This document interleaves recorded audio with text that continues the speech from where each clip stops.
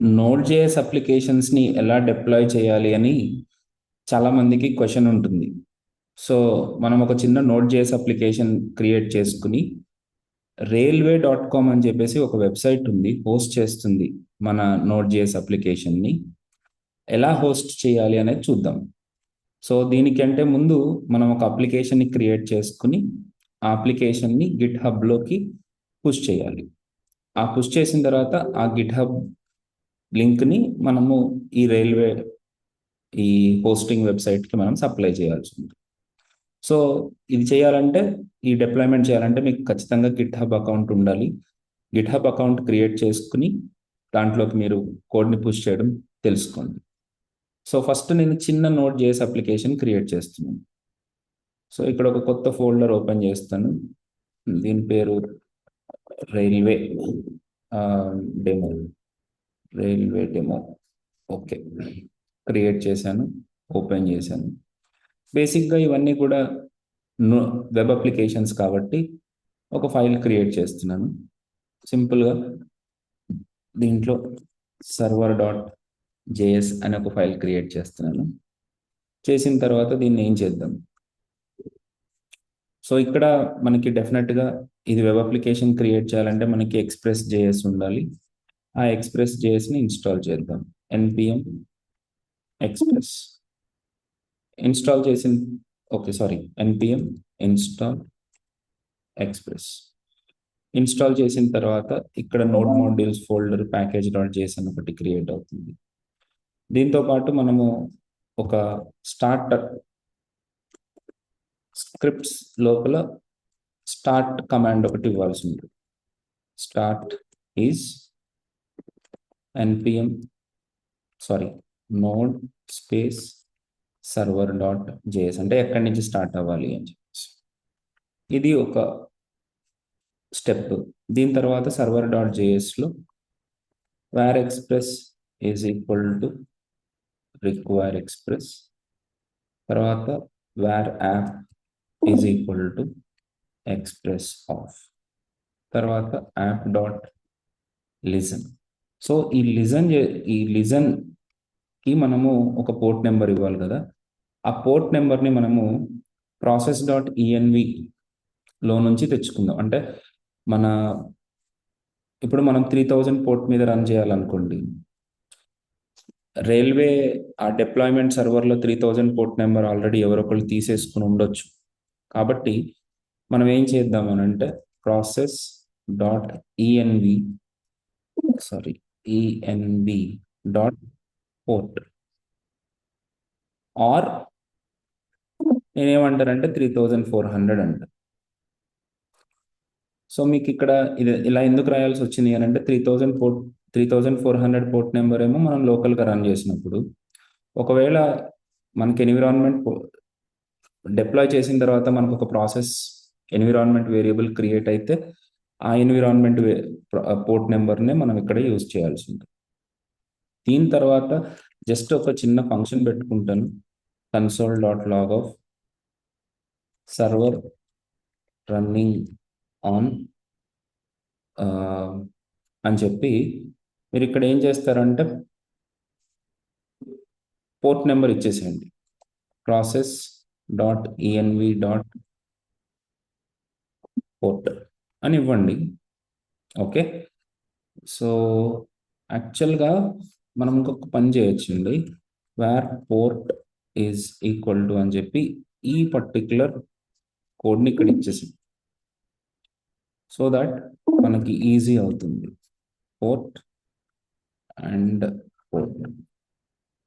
Okay, మీరు template literals use చేసుకుంటే ఇంకా సింపుల్ అవుతుంది. సరే, that's fine.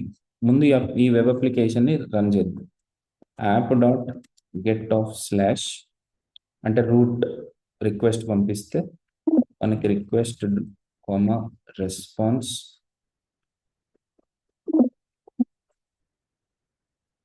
res.send hello, hope you like this video, please share and please like, share and subscribe. Okay, ముందైతే నేను ఈ ప్రోగ్రామ్ని రన్ చేస్తున్నాను. ఎలాగా npm స్టార్ట్ అని అంటే this program is running on 3400. ఎందుకంటే మనం లోకల్గా రన్ చేస్తున్నప్పుడు ఎన్విరాన్మెంట్ వేరియబుల్ మనం ఏమి ఇవ్వలేదు కాబట్టి 3400 తీసుకుంటుంది. అక్కడ మనం లోకల్గా మనం టెస్ట్ చేసుకుందాం. మన బ్రౌజర్కి వెళ్ళి లోకల్ హోస్ట్ కోలన్ 3400 ఎంటర్ కొడితే నాకు అది ఇచ్చిన రెస్పాన్స్ అంటే నా నోడ్ అప్లికేషన్ రన్ అవుతుంది, నాకు ఒక మంచి రెస్పాన్స్ కూడా ఇచ్చింది. ఇంకా ఏపీఐస్ డిప్లాయ్ చేయడం ఇవన్నీ మీ ఇష్టం. మీకు ఒకవేళ అది కూడా కావాలంటే కామెంట్లో మీరు మెన్షన్ చేయండి, దాన్ని కూడా నేను చెప్తాను. ఈ వీడియో పర్పస్ అయితే మాత్రం జస్ట్ రైల్వే యూస్ చేసి ఎట్లా డిప్లాయ్ చేయాలి అని. నా అప్లికేషన్ రెడీ అయిపోయింది, సింపుల్ అప్లికేషన్ ఇది. దీన్ని నేను గిట్లోకి పుష్ చేస్తున్నాను. పబ్లిష్ టు గిట్ పుష్ చేసేటప్పుడు ఇక్కడ గిట్ హబ్ పబ్లిక్ రెపాజిటరీలో రైల్వే డెమో అనే దానికి నేను పబ్లిష్ చేశాను. అరే రే రే సో ఇక్కడ నేను ఒక చిన్న మిస్టేక్ చేశాను. నోడ్ మాడ్యూల్స్ కూడా పబ్లిష్ అయిపోయినాయి, which I'm not suppose to do that. Node modules publish చేయకూడదు. Okay, that's not the right way. మీరు ఏం చేస్తారు అని అంటే మీరు చేసేటప్పుడు మాత్రం ఇక్కడ డాట్ గిట్ ఇగ్నోర్ అని ఒక ఫైల్ క్రియేట్ చేసుకోండి. అక్కడ నోడ్ హైఫన్ మాడ్యూల్స్ అని పెట్టండి. సో ఈసారి మనం పుష్ చేసినప్పుడు ఇక్కడ కమెంట్ చేద్దాం, వితౌట్ నోడ్ మాడ్యూల్స్. ఎస్, దీన్ని సింక్ చేద్దాం. ఓకే, ఇప్పుడు మన మెయిన్ బ్రాంచ్ వచ్చేసి ప్రాపర్గా వితౌట్ నోడ్ మాడ్యూల్స్ ఉంటుంది సర్వర్లో. ఒకసారి నా గిట్ హబ్ అకౌంట్ ఓపెన్ చేస్తాను. గిట్ హబ్ ఎడిపాలి లోపలికి వెళ్తే నా రీసెంట్ దాంట్లో రైల్వే డెమోలో ఇక్కడ చూస్తే మీకు మెయిన్ బ్రాంచ్లో నోడ్ మాడ్యూల్స్తో సహా ఉంది. సో మీరు చేసినప్పుడు, ఎందుకంటే మీరు గిట్ ఇగ్నోర్ ఫైల్ క్రియేట్ చేస్తారు కాబట్టి మీకు ఈ నోడ్ మాడ్యూల్స్ రాకపోవచ్చు. So you will be safe. Okay, నా బ్రాంచ్ రెడీగా ఉంది, నేను గిట్ హబ్లోకి పుష్ చేసుకున్నాను. నా కోడ్ కూడా రెడీగా ఉంది, ఇదిగోండి నా కోడ్ అంతా రెడీగా ఉంది. సో దీన్ని ఈ లింక్ చేయాలన్నమాట మన railway. So deploy a new project, ఇక్కడ డిప్లాయ్ ఫ్రమ్ గిట్ రిపో. ఇక్కడ వీడు అడుగుతున్నాడు లాగిన్ విత్ గిట్ హబ్ అని. ఆల్రెడీ నా బ్రౌజర్లో నేను గిట్ హబ్తో లాగిన్ అయ్యి ఉన్నాను కాబట్టి ఇక్కడ అడుగుతుంది. అచ్చా, manumids.info కాదు, I had to use another account, info.edipoly. Password అయితే నేను చెప్పను. ఓకే, సైన్ ఇన్ చేశాను. సైన్ ఇన్ చేసిన తర్వాత ఇక్కడ ఆథరైజ్ చేయండి అని అడుగుతుంది. నేను ఆథరైజ్ చేస్తున్నాను. ఆథరైజ్ చేసిన తర్వాత okay, I agree your terms and conditions, sure I don't do anything wrong. ఇక్కడ ఒక్కసారి అయిపోయిన తర్వాత deploy from GitHub repo. ఇప్పుడు configure GitHub app already చేసాము. Okay, install and authorize, just అక్కడ అథెంటికేషన్ మాత్రమే క్రియేట్ అయినట్టుంది. That's fine. ఒక కొత్త ఇప్పుడు ఆ అప్లికేషన్ని నేను డిప్లాయ్ చేయాలి కదా. సో ఇక్కడ మళ్ళీ గిట్ హబ్, ఇదిగోండి ఇక్కడ ఇప్పుడు మనకి రెపోస్ లోడ్ అవుతా ఉన్నాయి, లోడింగ్ రెపోస్. ఎగ్జాక్ట్లీ లేటెస్ట్ డెమో నేను యాక్సెప్ట్ చేశాను. చేసిన తర్వాత ఇది డిప్లాయ్ అవుతూ ఉంటుంది. అయితే ఇక్కడ డిప్లాయ్ అయ్యేటప్పుడు ఏమైనా ఎర్రర్ వచ్చినా మీరు వర్రీ అవ్వకుండా కాస్త వెయిట్ చేయండి. ఆ ఎర్రర్ ఏమొస్తుందో కూడా చెప్తాను.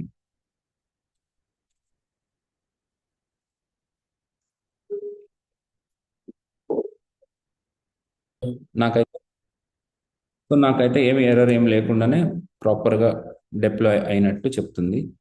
So let us open this app. ఇక్కడ సర్వర్ రన్నింగ్ ఆన్, ఇప్పుడు చూడండి 8080 అంటుంది.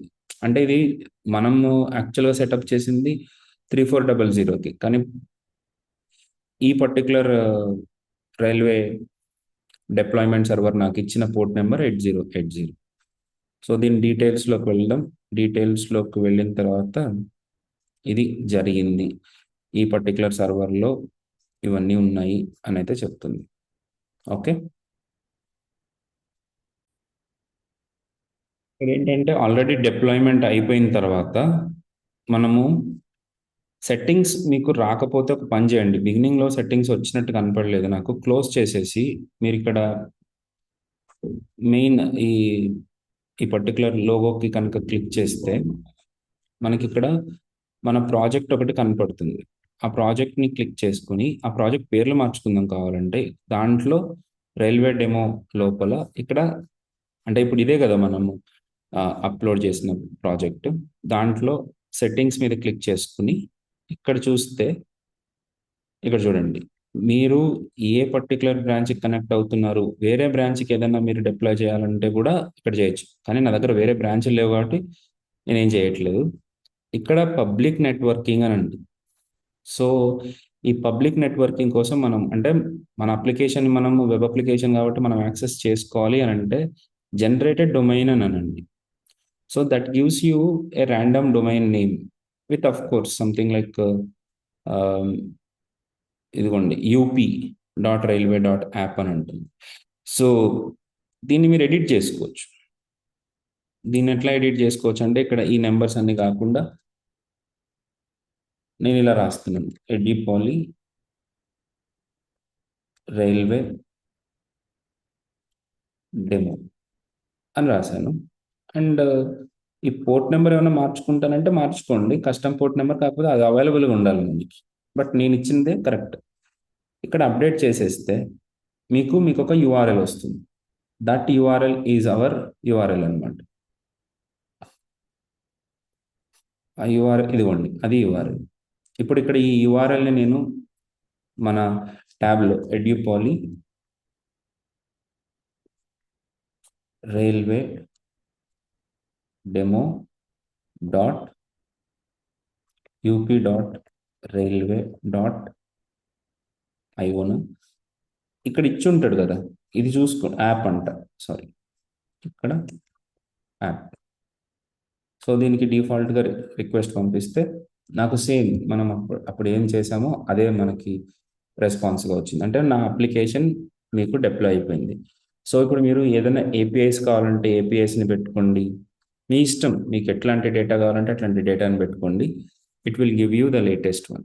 ఓకే, ఇప్పుడు నేను ఒక చిన్న చేంజ్ చేసి మీకు కమిట్ చేసిన తర్వాత అది ఎలాగా పర్ఫామ్ చేస్తుందో చూపిస్తాను. ఇప్పుడు ఇక్కడ server.jsonలో ఇదంతా కూడా కాకుండా h1 please like, share and subscribe please, మళ్ళీ ఇంకొకసారి. సో సేవ్ చేస్తాను. సేవ్ చేసిన తర్వాత మీ కోడ్ని మీరు పుష్ చేయాల్సి ఉంటుంది. ఓకే, హలో, దీన్ని కమిట్ చేయండి. కమిట్ చేసిన తర్వాత సింక్ చేయండి. హలో సింక్ చేయండి. సో ఇప్పుడు మనకి లేటెస్ట్ కోడ్ పుష్ అయింది గిట్లో. సో ఒకసారి మళ్ళీ రైల్వే డెమోకి వెళ్తే ఇక్కడ బిల్డింగ్ అని అంటుంది చూసారా, బిల్డింగ్ అంటే ఆ అప్డేట్ అది ఆటోమేటిక్గా చెక్ చేసేసుకుని ఈ అప్డేట్ని ఇప్పుడు ఇది డిప్లాయ్ చేయాలని చూస్తున్నాం. So it is deployment in progress, creating container. Yes, ఇప్పుడు డిప్లాయ్మెంట్ సక్సెస్ అయింది. ఇప్పుడు మళ్ళీ నేను ఆ అప్లికేషన్ ఓపెన్ చేసుకుంటే I'm going to get the latest update. సో ఇంత సింపుల్గా మనం Node.js అప్లికేషన్స్ని మీరు డిప్లాయ్ చేసుకోవచ్చు రైల్వేలో. నేను ఇది కాకుండా రెండర్ యూజ్ చేశాను. ఓకే, ఇవి రెండు కూడా, రెండర్ కానీ మీ రైల్వే కానీ మీ క్రెడిట్ కార్డులు ఏమీ అడగకుండానే మీకు ఇది ఆప్షన్ ఇస్తుంది అనమాట. మీకు నచ్చినంతసేపు వాడుకోవచ్చు. లేదు క్రెడిట్ కార్డ్ ఇస్తానని అంటే బెటర్ ఆప్షన్స్ కూడా ఉన్నాయి, లైక్ హీరోకు అని. ఓకే, దాని అప్రోచ్ కూడా బాగానే ఉంటుంది. డిజిటల్ ఓషన్ అని ఇంకొకటి ఉంటుంది, that is also very good. But మీరు డీటెయిల్స్ ఇవ్వాల్సి ఉంటుంది, అండ్ ఏదన్నా ఎక్కువ యూస్ చేస్తే ఆటోమేటిక్గా మీకు ఛార్జ్ కూడా పడుతుంది. But yes, make use of this, right? మీకు ఈ వీడియో యూస్ఫుల్ అయితే తప్పకుండా షేర్ చేయండి. ఎవరైతే నోట్ జేఎస్ నేర్చుకోవాలనుకుంటున్నారో, ఎవరైతే ఫుల్ ఫ్లెడ్జ్డ్గా రియాక్ట్ యాంగులర్ అప్లికేషన్స్ డెవలప్ చేయడం, మీన్ స్టాక్ మీద, జావా ఫుల్ స్టాక్ మీద కోర్సెస్ ఎవరికన్నా కావాలన్నా, క్లౌడ్ డెవాప్స్ మీద కోర్సెస్ కావాలన్నా తప్పకుండా మా ఇన్స్టిట్యూట్ని విజిట్ చేయండి. డీటెయిల్స్ ఉంటాయి edupoly.in లో. మీరు గోత్రూ అయ్యి నాకు చెప్పండి. Please don't forget to like, share and subscribe. మీరు ఒక మంచి కమెంట్ కూడా రాయండి. Thank you.